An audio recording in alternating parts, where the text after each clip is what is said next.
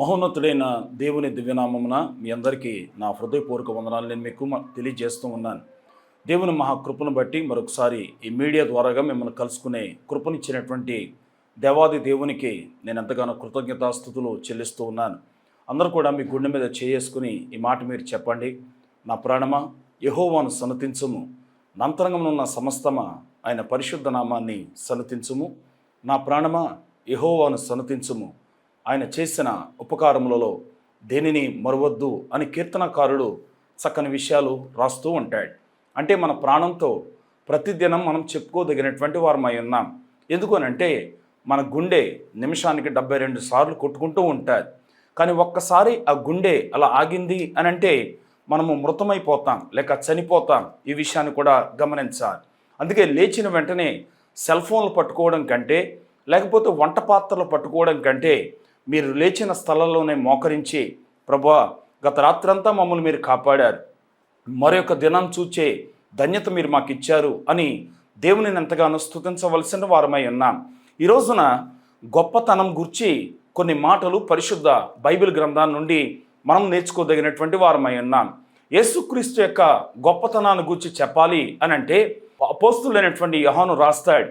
ఆయన చేసిన కార్యములు అవి చెప్పడానికి ఈ లోకమే సరిపోదు అన్నట్టుగా వివరణ ఇస్తూ ఉంటాడు. ప్రియులారా, దయచేసి మనము క్రిస్మస్ దినాల్లో లేక డిసెంబర్ నెలలో ఆయన గూర్చినటువంటి ఎలా పుట్టాడు, ఏ రీతిగా ఆయన లోకంలోనికి వచ్చాడు అని అనేక మంది వర్తమానం చెప్పగా మనం విన్నాం. ఈరోజు ఆయన ఎలాంటి గొప్పతనం కలిగినటువంటి వాడో కొన్ని విషయాలు దేవుని యొక్క వాక్యం నుండి మనం ధ్యానం చేద్దాం. లూకా సువార్త 1వ అధ్యాయం 30వ వచనంలో నుండి జరిగే సందర్భం ఇంకా పైనుండి వస్తూ ఉంటే 26వ వచనం నుండి 6వ నెలలో గబ్రియేలు అనే దూత, చాలామంది గాబ్రియేలు అని పిలుస్తారు. తెలుగు బైబిల్లో గబ్రియేలు అనే దూత, ఇతడు ప్రధాన దూతల్లో ఒక దూత, ఆయనని వర్తమాన దూత అని కూడా పిలుస్తూ ఉంటారు. ప్రియులారా, ఈ వర్తమానపు దూత చెప్పినటువంటి విషయాలను మనము వాక్యంలో మనం ధ్యానం చేస్తూ ఉంటే అక్కడ మాట్లాడుతూ ఉన్నాడు. లూకా సువార్త 1వ అధ్యాయం 29వ వచనం నుండి, ఆమె ఈ మాటకు బహుగా తొందరపడి ఈ శుభవచనము ఏమిటో అని ఆలోచించుకొనుచుండగా దూత మాట్లాడుతున్నాడు. మరియా, భయపడకము, దేవుని వలన నీవు కృప పొందితివి. ఇదిగో నీవు గర్భవం ధరించి కుమారుని కని ఆయనకి యేసు అని పేరు పెట్టెదువు. ఆయన గొప్పవాడై సర్వోన్నతుని కుమారుడు అనబడును అని రాస్తూ ఉన్నాడు. ఇక్కడ గబ్రియేలు దూత మరియతో మాట్లాడుతున్నటువంటి సందర్భాన్ని మనం గమనిస్తూ ఉంటే ఆయన గొప్పవాడై సర్వోన్నతుని కుమారుడు అనబడతాడు అని వాక్యంలో స్పష్టంగా మనకి తెలియజేస్తూ ఉంది. ప్రియులారా, దేవుడు గొప్పవాడా అనంటే గొప్పవాడు ఎలాగండి అని మనం అడుగుతూ ఉంటే ఆదికాండం 1వ అధ్యాయాన్ని మనం చదువుతూ ఉంటే ఆదియందు దేవుడు భూమి ఆకాశములను సృజించెను అని మొట్టమొదటి మాట మనకు కనబడి పైన ఆదికాండము అని కనబడుతూ ఉంటారు. దానిపైన ఒక తెల్ల పేజీ మనకు కనబడుతూ ఉంటారు. 1వ అధ్యాయం ఆదికాండం 1వ అధ్యాయం 1వ వచనానికంటే ముందుగా ఒక సృష్టి చేయబడ్డది.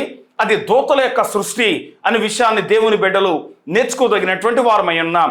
దూతలను దేవుడు మాట చేత కలుగజేశాడు. ప్రియులరా, ఆయన ప్రతీది కూడా సర్వమును దేవుడు మాట చేత కలుగజేశాడు. కానీ ఆయన మానవుని మాత్రం ఒక ప్రత్యేకమైనటువంటి రీతిలో తయారు చేసినట్టుగా ఆదికాండంలోనే మనం చూడగలుగుతూ ఉంటాం.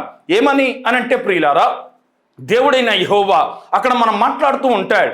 1వ అధ్యాయం ఆదికాండం 26వ వచనంలో మన పోలిక చొప్పున, ఇట్స్ ఎ ప్యూరల్, గమనించాల విషయం, మన పోలిక చొప్పున అక్కడ తండ్రి, కుమార, పరిశుద్ధాత్మ అను 3 మాటలు మనం చూడగలుగుతూ ఉంటాం. నా పోలిక అని లేదు, మన పోలిక చొప్పున నరుని చేయుదము రండి అని చెప్పి మట్టి తీసుకుని ఒక బొమ్మగా చేసి ప్రియులరా నాసికారంధ్రంలో అనగా ముక్కులో జీవవాయు ఓదగా నరుడు జీవాత్మ ఆయను అని వాక్యంలో మనము చూడగలుగుతూ ఉంటాం.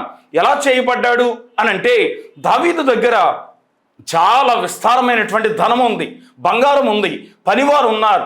ఏమండి, చాలామంది ఆ సెక్యూరిటీ గార్డ్స్ దావీదుకు ఉన్నారు. కానీ దావీదు మాట అంటాడు, యెహోవా నీవు నన్ను కలుగజేసిన రీతిని చూడగా నాకు భయమును ఆశ్చర్యం కలుగుతుంది అని అంటాడు. ప్రియులారా, నేనంటాను దేవుని బిడ్డలుగా ప్రతి ఒక్కరూ ఒక ఉద్దేశంతో దేవుని చేత నిర్మించబడ్డాం. ఈ విషయాన్ని గమనించాలి. చాలామంది ఈ రోజున అనుకునే మాట ఏంటంటే, నా వల్ల ఎవరికి ఉపయోగం లేదు, నేను బ్రతుకుండి నేనేం సాధించగలను, ఈ చదువు నాకు రాదు, అప్పులు నేను తీర్చలేను, లేకపోతే ఈ కష్టాలను ఎవరు కూడా గట్టెక్కించలేరు, దేవుడికి కూడా కరుణ లేదు అని చాలామంది నిరుత్సాహపడుతున్నటువంటి వ్యక్తులు చాలామంది సమాజంలో కనబడుతూ ఉంటారు. దయచేసి నేనంటూ ఉన్నాను, నిన్ను తయారు చేసినటువంటి వాడు, గర్భములో నిన్ను ఒక రూపంని ఏర్పాటు చేసినటువంటి దేవుడు నీకు ఏది కావాలో, ఎప్పుడు ఏది అవసరమో ఎరిగి ఉన్నటువంటి దేవుడు అనే మాట నేను మీకు మనవి చేస్తూ ఉన్నాను. అందుకే నేను అంటాను, ఆయన చాలా గొప్పవాడండి అని అంటాను. ప్రియులారా, ఏమిచ్చాడు సార్, మనకి ఏమిచ్చాడు దేవుడు అని అంటే, వెలుగు, నీడ, గాలి, వర్షం ఇవన్నీ కూడా దేవుడు మనకు ఉచితంగా దేవుడు అనుగ్రహించాడు. భూమికి సారము కలుగజేయవాడు ఆయనే, మానవునికి జ్ఞానము అనుగ్రహించేవాడు ఆయనే. ఆయన లేకుండా మనము లేము. ఈ విషయాన్ని దేవుని బిడ్డలు జ్ఞాపకం చేసుకోవలసిన వారమై ఉన్నాం. ఇక్కడ మనం చదువుతూ ఉంటే వాక్యంలో రాయబడ్డారు. ఇక్కడ మాట్లాడుతున్నటువంటి మాట ఏమిటని ఆలోచించుకొని చుండగా దూత, మరియా భయపడకుము, దేవుని వలన కృప పొందితివి, ఇదిగో నీవు గర్భము ధరించి కుమారుని కని ఆయనకి యేసు అని పేరు పెట్టెదువు, ఆయన గొప్పవాడై సర్వోన్నతుని కుమారుడు అనబడును అనే మాట మొట్టమొదట వాక్యంలో మనం చూడగలుగుతూ ఉంటాం. ఏది గొప్పది? ఈ రోజున చాలామంది అంటూ ఉన్నారు, ఏమనో తెలుసా, వెళ్ళిపోయిన రోజులు చాలా మంచివండి, ఇప్పుడున్న రోజులన్నీ కూడా పనికి మాలినటువంటి రోజులండి అని అంటూ ఉంటారు. ప్రియులారా, రోజులు అలాగే ఉన్నాయి కానీ మానవుల ప్రవర్తన మారింది. మరొకసారి చెప్తున్నాను, రోజులు అలాగే ఉన్నాయి కానీ, ఋతువులు అలాగే జరుగుతున్నాయి కానీ మానవుని ప్రవర్తన మారింది. మానవుని యొక్క జీవన శైలి మారడంతో ప్రజలు మార్పు పొందేవారు. ఒకప్పుడు తల్లిదండ్రుల మాట వినేవారు, తల్లిదండ్రులు చెప్పిన వివాహాలు చేసుకునేవారు. ఈ రోజుల్లో అది లేదు ప్రియులారా. మొత్తం పరిస్థితులన్నీ కూడా తారుమారైపోయినటువంటి రోజుల్లో మనం బ్రతుకుతూ ఉన్నాం. అందుకే ఎఫెసీయులకు రాసినటువంటి పత్రికలు అంటాడు, దినములు చెడ్డవి అని అంటూ ఉన్నారు. ఏ రోజు మంచిదండి అని అంటే, దేవాది దేవుడు మిమ్మల్ని కాపాడిన రోజే మంచిది అని నేను అంటాను. వాక్యం చెప్తుంది, దినములు చెడ్డవి గనుక సమయమును పోనీయక అజ్ఞానుల వలె కాక జ్ఞానుల వలె మీరు నడుచుకోండి అని అంటూ ఉన్నాడు. ప్రియులారా, దేవాది దేవుని బిడ్డలుగా ఆలోచన చేయండి. మనం నమ్ముకున్న దేవుడు మనలను పేదవారిగా చూడాలని ఆయన ఆశ కాదు, మనలను పేదవారిగా చూడాలని ఆశ కాదు. ఒక రాజు కొడుకు యువరాజు ఎలాగవుతాడో ఆ రీతిగానే దేవాది దేవుని పిల్లలు దేవాది దేవుని యొక్క నామములో వారిని గొప్పవారిగా చేసేటటువంటి పరిస్థితిని దేవుడు నీకు తీసుకొచ్చాడు, తీసుకురాబోతున్నాడు. ఈ విషయాన్ని మీరు గమనించాలి. చాలాసార్లు నిరుత్సాహం అనేది ఇంకా ఎన్నటికీ అప్పులు తీరో, ఈ రోగం పోదు అని నిరుత్సాహంతో నువ్వు ఉన్నావేమో. ఈ దినాన్న నేను ప్రకటిస్తున్నటువంటి యేసు ఆయన సర్వోన్నతుడైన దేవుని కుమారుడుగా, గొప్పవాడుగా ఆయన ఉన్నాడు అనే విషయాన్ని దేవుని బిడ్డలు గమనించవలసిన వారమై ఉన్నాం. కాబట్టి ఏది గొప్పది అని అంటే ఆయన గొప్పవాడు అని చెప్పడంలో ఏమాత్రం సందేహం లేదు. బైబిల్ గ్రంథంలో మొట్టమొదటి మర్డర్ జరిగింది ప్రియులారా. ఎవరు అనంటే కయ్యేను హేబేలును చంపేశాడు. అది ఆదికాండం 4వ అధ్యాయం 13వ వచనంలో మనము చదవగలిగితే ఆ వాక్యము ఇక్కడ రాయబడ్డాడు. ఏమని? అందుకు కయ్యేను అంటూ ఉన్నాడు, నా దోష శిక్ష నేను భరించలేనంత గొప్పదిగా ఉన్నది అని అంటూ ఉన్నాడు. అంటే దీని అర్థం దోషం యొక్క శిక్ష ఇది భరించలేనంత, అంటే నేను చేసినటువంటి దోషాలు, అపరాధములు, పాపములు ఈ శిక్ష భరించలేనంత గొప్పవిగా ఉన్నాయో అంటున్నాడు. ఇక్కడేమో సర్వోన్నతుడైనటువంటి దేవుని కుమారుడు గొప్పవాడిగా పిలువబడితే మానవుని పాపము ద్వారాగా పతనమైపోయినటువంటి పరిస్థితిలో అంటూ ఉన్నాడు, కయ్యేను అంటూ ఉన్నాడు, నా దోషం యొక్క శిక్ష భరించలేనంత గొప్పదిగా ఉన్నది అని అంటూ ఉన్నాడు. ప్రియులారా, బైబిల్ గ్రంథం మాట చెప్తాడు, అధికముగా దుర్మార్గుడవై ఉండకము, నీ కాలమునకు ముందు నీ వేళ చనిపోదువు. సింపుల్గా రాశాడు ప్రియులారా. అధికముగా దుర్మార్గుడవై ఉండకము. కయ్యేనేమయ్యాడు? దేశదిమ్మరైపోయాడు ప్రియులారా. అంటూ ఉన్నాడు దేవుడు, కయ్యేను నీ తమ్ముడైన హేబేలు ఎక్కడా అని అంటే, నా తమ్మునికి నేనేమైనా కావలి వాడనా అని అంటూ ఉన్నాడు. ఇక్కడ మరొకసారి ఆ మాట ఆదికాండం 4వ అధ్యాయం 13వ వచనంలో రాయబడిన మాట, అందుకు కయ్యేను నా దోష శిక్ష నేను భరించలేనంత గొప్పదిగా ఉంది. ఈ శిక్ష మానవుడు భరించలేనంత గొప్పదిగా ఉంది అని రాస్తూ ఉన్నాడు. కాబట్టి ప్రియులారా, దోషం యొక్క శిక్ష మన మీద పడితే అది భరించలేనంత భారంగా ఉంటుంది. అందుకని 103 కీర్తనలు అంటాడు, ఆయన నీ దోషములన్నిటినీ, నీ తప్పిదాలన్నిటినీ, నీ పాపములన్నిటినీ క్షమించే దేవుడు యేసు దేవుడు అని చెప్పడానికి నేను ఇష్టపడుతూ ఉన్నాను. ప్రియులారా, దేవుని బిడ్డలుగా మనము ఆలోచన చేస్తూ ఉంటే దేవాది దేవుని యొక్క మాట ఎలా వచ్చింది మానవునికి శాపం అనంటే ప్రియులారా, అతిక్రమము చేయటం ద్వారాగా, దేవునికి విరుద్ధంగా తయారవటం ద్వారాగా మానవుని మీదకి శాపము అనేది వచ్చింది. ప్రియులారా, వాక్యాన్ని వింటున్న దేవుని బిడ్డలారా, దేవునికి వ్యతిరేకమైన కార్యాలు మనం జరిగిస్తూ ఉంటే మనము ఆ శిక్షను అనుభవించక తప్పదు అనే మాట నేను మీకు మనవి చేస్తూ ఉన్నాను. కాబట్టి కయ్యేను ప్రియులరా తన జీవితాన్ని పతనం చేసుకున్నాడు, తన ఆలోచనలు మారిపోయాయి. ఏమండి, రెండవది, తమ్ముడైన హేబేలు చచ్చిపోవడానికి మూలకారకుడు ఎవరు అంటే కయ్యేను. సొంత అన్నే మొట్టమొదటి మర్డర్ జరిగింది ఆ ప్రాంతంలో జరిగింది. ప్రియులరా, వాక్యం వింటున్న దేవుని బిడ్డలారా, అదేంటండి, ఎవరో పాపం చేస్తే ఆ పాపం మా మీదగా రావటం ఏంటండి అని అంటే బైబిల్ రోమపత్రికలు అంటాడు, అందరూ పాపము చేసి, అందరూ వినండి మాట, అందరూ పాపం చేసి దేవుడు అనుగ్రహించు మహిమను పొందలేకపోతున్నారు అని అంటూ ఉన్నాడు. ప్రియులరా, ఎక్కడో ఇది మనకి ఎందుకు వస్తూ ఉంది? ఒకరు చేసిన తప్పిదం ప్రపంచమంతా ఎందుకు వచ్చింది అని అంటే దానికి ఉదాహరణ మన మధ్యలో ఉన్నటువంటి కోవిడ్ లేకపోతే కరోనా గురించి మనం మాట్లాడుతూ ఉంటే ఎక్కడో పుట్టిందండి, కానీ ప్రపంచమంతా కూడా ఎలా స్ప్రెడ్ అయిపోయింది, ప్రపంచమంతా కూడా ఎలా వెళ్ళిపోయింది అని అంటే దానికి కారణం ఎవరు, ఎలా చెప్పగలమో ఒకసారి ఆలోచన చెయ్యాలి. కాబట్టి ప్రియులరా, దేవుని బిడ్డలమైనటువంటి మనం ఆయన దోషములన్నిటినీ క్షమించువాడు అని వాక్యములో రాయబడినటువంటి మాటను మనం చూడగలుగుతూ ఉంటాం. కాబట్టి రెండవ మాటగా మనం చూస్తూ ఉంటే మనము మత్తయి సువార్త 15వ అధ్యాయం 28వ వచనం తీయండి ఒకసారి. మత్తయి సువార్త 15వ అధ్యాయం 28వ వచనాన్ని నేను చదువుతూ ఉన్నాను. దయతో మీ బైబిల్ గ్రంథాలు ఉంటే చూడండి, లేకపోతే వినడానికైనా ప్రయత్నం చేయాలని మనం చేస్తూ ఉన్నాను. మత్తయి సువార్త 15వ అధ్యాయం 28వ వచనంలో రాయబడినటువంటి మాట, అందుకు యేసు, అమ్మా నీ విశ్వాసం గొప్పది. రెండో మాట, విశ్వాసం గొప్పది. ఇందాక దోషము యొక్క శిక్ష అది ఎంతో గొప్పది అని చూసాం. ఇక్కడ వాక్యం చెప్తూ ఉంది, అందుకు యేసు, అమ్మా నీ విశ్వాసం గొప్పది, నీవు కోరినట్లే నీకు అవునుగా కానీ ఆమెతో చెప్పాను. ఆ గడియలోనే ఆమె కుమార్తె స్వస్థత నొందెను అనే మాట మనం చూడగలుగుతూ ఉంటాం. విశ్వాసములో గొప్పతనం ఉండాలి ప్రియులారా, నీరసిల్లిపోయే విశ్వాసం ఉండకూడదు. నా విశ్వాసం గొప్పది. మూల పురుషుడు ఎవరని చెప్పుకుంటాం? అబ్రాము అని చెప్పుకుంటూ ఉంటాం. అబ్రాము దేవుని నమ్మెను, అది అతనికి నీతిగా ఎంచబడెను అని వాక్యం స్పష్టంగా తెలియచేస్తూ ఉంది. ఈ దినాన్న ఏది గొప్పదిగా కనబడుతూ ఉంది అనంటే దోషం యొక్క శిక్ష అది భరించలేనంత గొప్పదిగా ఉంది అని అక్కడ కయ్యేను మాట్లాడుతూ ఉంటే, ఇక్కడ ఈమెకున్నటువంటి విశ్వాసం గురించి యేసు ప్రభు మాట్లాడుతున్నాడు. అమ్మా నీ విశ్వాసం చాలా గొప్పది, ఇప్పుడు స్వస్థత నొందుతారు చూడండి అని యేసయ్య చెప్పాడు. నేనంటూ ఉన్నాను, నీవు క్రైస్తవుడిగా పిలువబడాలి అనంటే, దేవుని బిడ్డగా పిలువబడాలి అని నువ్వంటే నువ్వు చేయవలసిన పని నీ విశ్వాసము గొప్పదై ఉండాలి. నీ నిరీక్షణ గొప్పదై ఉంటే దేవుడే నీ పట్ల కార్యాలు చేస్తాడు. బైబిల్ గ్రంథంలో మత్తయి సువార్త 21వ అధ్యాయం 22వ వచనంలో ఈ మాట రాయబడ్డాడు, మరియు మీరు ప్రార్థన చేయనప్పుడు వేటినైతే అడుగుదురో అవన్నీ మనకు దొరికినవి అని మనం నమ్మాలి. జ్ఞాని అయినటువంటి సొలొమోను ప్రార్థన చేస్తూ ఉన్నాడు, ప్రభువా వయసు చూస్తే చాలా చిన్నది, నాకు ఆస్తి నా తండ్రి ఇచ్చిన ఆస్తి ఉంది, నాకు చాలామంది పనివారు ఉన్నారు, భటులు ఉన్నారు, చాలామంది సలహాలు ఇచ్చేవారు ఉన్నారు, కానీ ఈ ప్రజలను పరిపాలన చేయటానికి నాకు మంచి జ్ఞానాన్ని అనుగ్రహించు అని మా ప్రార్థన చేసిన వెంటనే సొలొమోను లాంటి వాడు అప్పటి వరకు పుట్టలేదు, మరలా పుట్టబోడు కూడా.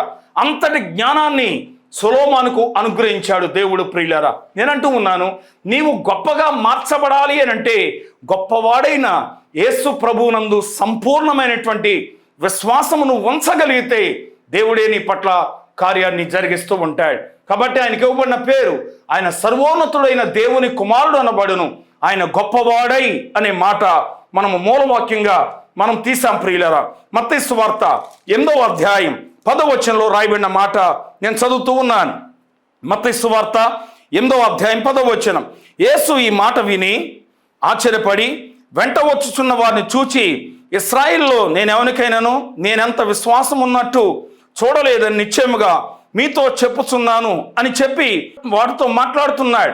అక్కడ కొండ మీద ప్రసంగం చేసి దిగువచ్చేస్తున్నాడు. దిగువచ్చేటప్పుడు మత్తయి సువార్త 5వ అధ్యాయం 6వ అధ్యాయం 7వ అధ్యాయం the sermon on the mount, యేసు ప్రభు కొండ మీద చేసిన ప్రసంగం. ఈ ప్రసంగాలు చేసి దేవాది దేవుడు కొండ దిగి వచ్చేస్తూ ఉన్నాడు. ఇదిగో అక్కడ కుష్టి వ్యాధి కలిగినటువంటి వాడు అక్కడ వచ్చి మాట్లాడుతున్నాడు, ప్రభువా నీకు ఇష్టమైతే నన్ను శుద్ధినిగా చేయి. ఆ రోజుల్లో కుష్టి వ్యాధి కలిగినటువంటి వారు గ్రామాల్లోనికి రావటానికి వీల్లేదు.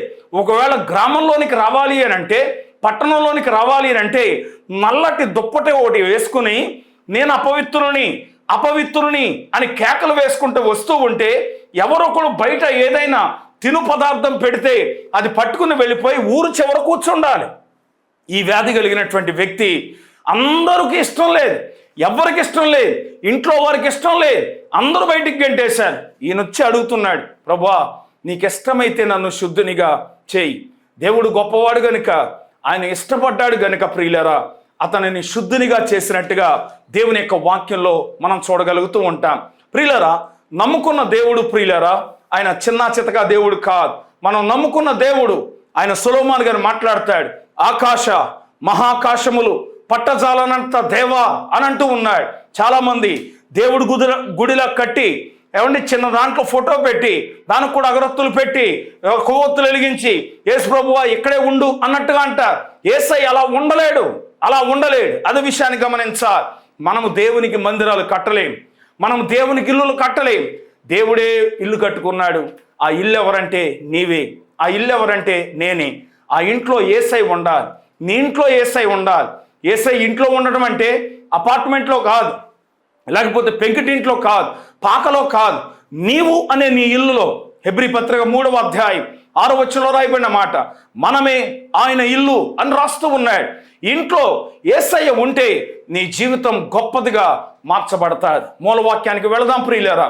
ఆయన సర్వోన్నతుడైన కుమారుడిగా పిలువబడి గొప్పవాడుగా ఎంచబడతాడు. యేసు చేసిన కార్యాలు గొప్పవి. మనము ఆరాధిస్తున్న దేవుడు గొప్పవాడు.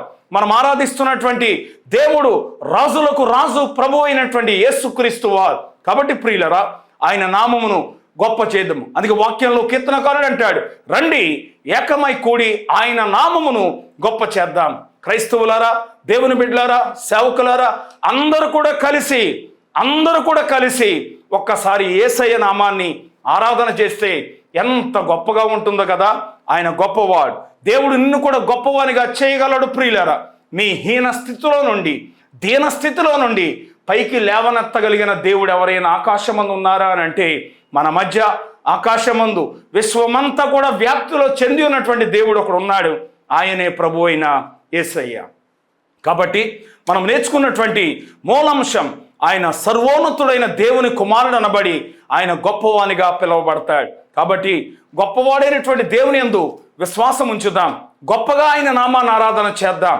మనం ఆరాధించే దేవుడు ఏదో చిన్న చితగా దేవుడు కాదు ప్రియులారా. ఆయన విశ్వమంతా కూడా వ్యాప్తి చెంది ఉన్నటువంటి దేవుడు గనుక ఆ గొప్పతనం కలిగినటువంటి దేవునిని జీవితకాలం అంతా స్తుతిస్తూ ఆయన నామాన్ని గొప్ప చేద్దాం. దేవుడు ఈ పరిశుద్ధ వాక్కులు మన వినికిడిలో ప్రభు దీవించి ఆశీర్వదించునుగాక. ఆమేన్. ప్రార్థన చేసుకుందాం. ప్రేమ కలిగిన మా తండ్రి, మహోన్నతుడైన దేవ, నీ నామానికి వందనాలు, స్తోత్రాలు. గడిచిన దినాలన్నీ కూడా మీరు నీ కృప చేత మమ్మల్ని మీరు కాపాడి మా జీవిత దినాల్లో మరుసటి దినం మీరు మాకు ఇచ్చారు. అందును బట్టి నీకు స్తోత్రాలు.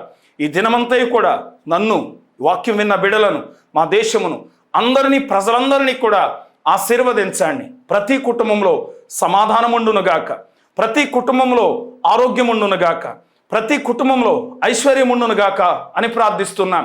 మేము మా తండ్రి ప్రార్థిస్తూ ఉండగా ప్రభువా, ఎంతమంది అయితే కష్టార్జితము అనుభవించలేకపోతూ ఉన్నారో దయచేసి దేవా నీ కనికరము చూపించి వారిని గొప్పవారిగా చేయమని ప్రార్థన చేస్తూ ఉన్నాం మా తండ్రి.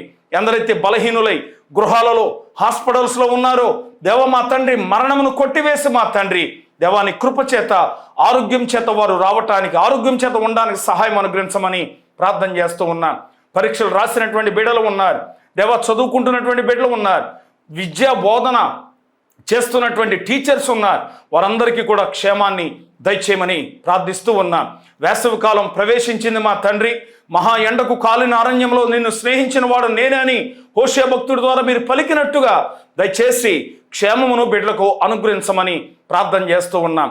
సరైన ఉద్యోగం లేక, వ్యాపారం నిలబడక, వ్యవసాయం చేస్తే కలిసి రాక ఎంతమంది ఇబ్బందులు పడుతూ ఉన్నారు. వారింట్లో సమృద్ధి ఉండునుగా కానీ ప్రార్థన చేస్తూ ఉన్నాం. మా తండ్రి, సంఘములను, గ్రామములను, రాష్ట్రాన్ని, జిల్లాను, దేశం విడిచిపెట్టి ఇతర దేశాల్లో ఎంతమంది అయితే ప్రయాసపడడానికి వెళ్ళారు, ఆ బిడ్డలందరికీ కూడా క్షేమాన్ని దయచేయండి. వాట్సాప్ల ద్వారాగా, యూట్యూబ్ ద్వారాగా, టీవీల ద్వారాగా కూర్చుని నీ మాటలు వింటున్న ప్రజలందరినీ కూడా దీవించమని ప్రార్థన చేస్తున్నాం. దేశమును పరిపాలిస్తున్న నాయకులను, రాష్ట్రమును, జిల్లాను, మండలమును, గ్రామాన్ని పరిపాలిస్తున్న నాయకులందరికీ కూడా మంచి ఆరోగ్యమును, ఆలోచనలు కలుగజేయమని ప్రార్థన చేస్తూ ఉన్నాం. మా ఆరోగ్య క్షేమాల కొరకు ప్రయాసపడుతున్న డాక్టర్స్ కొరకు, నర్సింగ్ స్టాఫ్ కొరకు, వాలంటీర్స్ కొరకు, పారిశుద్ధ కార్మికుల కొరకు ప్రార్థన చేస్తూ ఉన్నాం. వీళ్ళందరినీ కూడా మీ నామంలో దీవించండి. లా అండ్ ఆర్డర్ విషయంలో ప్రయాసపడుతున్న పోలీస్ డిపార్ట్మెంట్ వారి కొరకు ప్రార్థన చేస్తున్నాం. వారికి క్షేమకరమైనటువంటి ప్రయాణాలు అనుగ్రహించండి. ప్రతి ప్రభుత్వ ఉద్యోగస్తులను ఆశీర్వదించమని ప్రార్థన చేస్తూ ఉన్నాం. దేశాన్ని ఆర్థికంగా, ఆరోగ్యపరంగా మీరు అభివృద్ధిలోనికి మీ నామములో నడిపించండి. మేమెంత క్షేమంగా ఉన్నాము అని అంటే దేశ సరిహద్దులో కావలిగా ఉన్న మిలిటరీ సిబ్బంది వారందరి కొరకు ప్రార్థన చేస్తూ ఉన్నాం. బిడ్డలకు క్షేమాన్ని దయచేయమని ప్రార్థిస్తూ ఉన్నాం. మా తండ్రి, నీ రాకడ సమీపంగా ఉన్నది గనుక ఎందరైతే మా తండ్రి నీ వైపు ఆకర్షింపబడుతూ ఉన్నారో వారందరూ కూడా నీ రాజ్యంలో ఉందురుగా కానీ ప్రార్థన చేస్తూ ఉన్నాం. రాకడ సూచనలన్నీ కూడా నెరవేరుతూ ఉన్నాయి. ఈ సువార్త సకల ప్రజలకు అందించబడును, అటు తర్వాత అంతము వచ్చును అని నీ వాక్యం సెలవిచ్చిన ప్రకారం నీ కృపచేత ప్రతి కుటుంబం రక్షింపబడ్డకు సహాయం దయచేయండి. సేవ చేస్తున్న సేవకులను, సువార్థికులను, సువార్థికురాండ్రను ప్రతి సంఘమును ఆశీర్వదించమని ప్రార్థన చేస్తూ ఉన్నాం. ప్రతి వారి పరిచర్యలను అభివృద్ధిలోనికి నడిపించండి. నీ కృపా, నీ వాత్సల్యత ప్రతి వారి పక్షాన్ని మీరు ఉంచమని యేసునామమును బట్టి ప్రార్థించి వేడుకుంటూ ఉన్నాము తండ్రి. ఆమేన్. తండ్రి అయిన దేవుని ప్రేమ, కుమారుడైన యేసుక్రీస్తు వాని కృప, పరిశుద్ధాత్మ నీ ఉన్న సహవాసం, ఆదరణ, సహాయం ఈ దినాన వాక్యం విన్న దేవుని బిడ్డలైన మీ అందరికీ ఆయన కృపా తోడేని నడిపించునుగాక. ఆమేన్. అందరికీ ప్రైజ్ ది లార్డ్.